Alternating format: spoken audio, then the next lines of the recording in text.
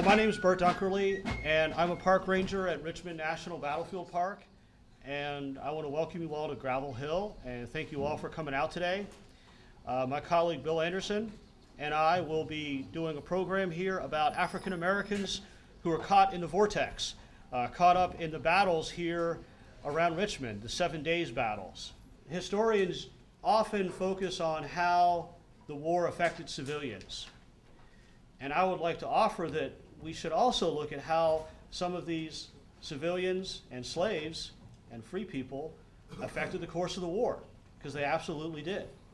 A lot of the information we have comes from records, things like the census, battle accounts. A lot of it comes from family histories, like from some of the people here in this room who have some great stories. Some of it comes from archaeology and research that we've done on some of the battlefields. But I think it's important to remember that we know a fraction of what there is to know. We know bits and pieces, and we're still trying to piece this story together. And hopefully the research will collectively continue among the park staff and the people here at Gravel Hill to build a clearer picture of the experiences of these people who were caught on some of the battlefields. Just who were these African Americans? They were free people. Their ancestors had been freed almost 100 years before this event by a Quaker named John Pleasants. Not only did they have compassion for the sufferings of other African Americans who were still in bondage, but they themselves endured a number of problems. That's why we're calling this program today Caught in the Vortex. Because free African Americans, and especially free African Americans here at Gravel Hill, were caught in the vortex.